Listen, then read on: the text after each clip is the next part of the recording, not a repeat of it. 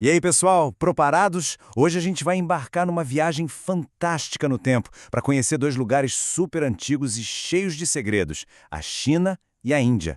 E o mais legal é que a gente vai ver que um monte de coisa que a gente usa hoje no nosso dia a dia veio de lá, ó, de muito tempo atrás. Para a gente já começar com tudo, se liga nessa pergunta. Você já parou para pensar de onde veio o papel do seu caderno? Ou até o número zero que você usa na aula de matemática? Pois é, a resposta para isso está na nossa viagem de hoje. Então, bora descobrir! Nossa primeira parada, China Antiga. Um lugar com rios gigantes, imperadores superpoderosos e, o mais importante, um monte de ideias geniais que mudaram o mundo para sempre. Na China antiga, a vida acontecia toda pertinho da água. Tinha dois rios enormes e muito importantes, o Rio Amarelo e o Rio Azul. E sabe o que era incrível? Quando esses rios enchiam, a água transbordava e deixava a terra mega fértil. Era o lugar perfeito para plantar o que eles mais comiam, muito, mas muito arroz. Tá, mas quem é que mandava em tudo? Eram as dinastias. Para ficar fácil de entender, imagina que ser imperador é como ganhar um troféu. Só que, em vez de passar para outra pessoa, quando o imperador ficava mais velho, ele passava esse troféu para o filho dele, que depois passava para o próprio filho, e assim ia. O poder ficava na mesma família por um tempão. Beleza, agora vamos para a parte que eu mais gosto. Ver como esse pessoal era criativo. Chegou a hora de conhecer as invenções simplesmente geniais da China. E olha, quando eu falo que eles eram criativos, eu não tô de brincadeira. Eles criaram coisas que a gente usa até hoje e que, sério, mudaram o rumo da história. Algumas são tão importantes que ganharam até um apelido, as 4 grandes invenções. Se liga só nessas 4. A bússola, para ajudar os navios a não se perderem no mar. A gráfica, que é um jeito de imprimir livros, o que fez as ideias se espalharem rapidinho. O papel, que bom, você sabe para que serve, né? E a pólvora, que não foi criada para fazer festa de ano novo, não. A gente já vai ver para quê. Mas calma lá, você achou que tinha acabado? Que nada! Os chineses inventaram um monte de outras coisas bem surpreendentes. Que tal essa? A primeira escova de dentes do mundo. E adivinha do que era feita? O cabo era de bambu e as cerdas eram pelos de porco. Isso mesmo. Um pouquinho diferente da sua, né? Mas isso mostra como eles eram inteligentes, usando o que a natureza dava para resolver os problemas do dia a dia. Então, lembra da pólvora? Hoje em dia, a gente usa para fazer aqueles fogos de artifício lindos nas festas, certo? Mas lá na China antiga, o barulho e as luzes não eram para comemorar, não.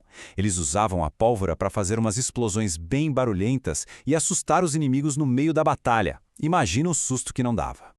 Ok, todo mundo com passaporte na mão? Nossa viagem continua, saindo da China e aterrissando na nossa segunda parada, a incrível e misteriosa Índia Antiga.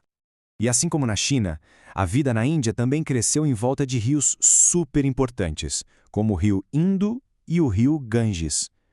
O Ganges é tão especial que, para o hinduísmo, que é a principal religião de lá, ele é um rio sagrado.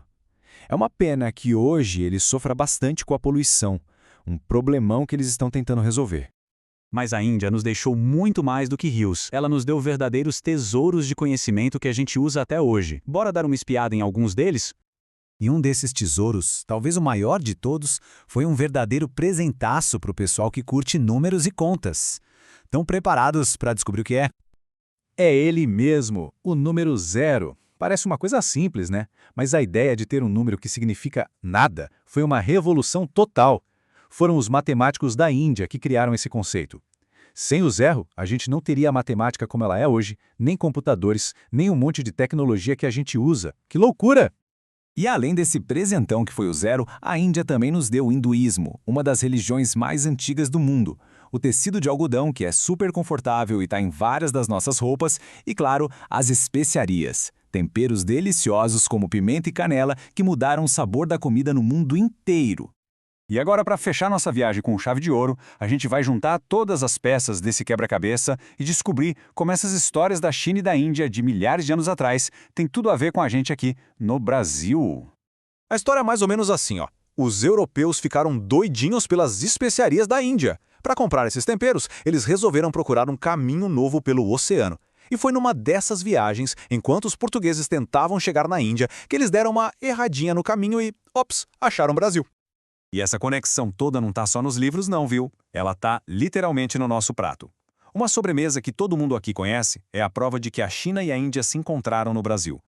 Quem aí gosta de arroz doce? Pois é, para pensar, o arroz, que é a base de tudo, veio lá da China, e a canela, que dá aquele gostinho especial, veio da Índia.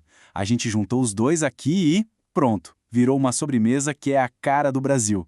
Viu só? A história do mundo cabe num pratinho de sobremesa. E para a gente terminar, vou deixar um desafio para você. Da próxima vez que você for almoçar, olha para o seu prato de arroz com feijão e tenta imaginar, de onde será que veio cada uma dessas coisas? A história está em todo lugar, até na nossa comida. Bora investigar? Valeu, pessoal, e até a próxima!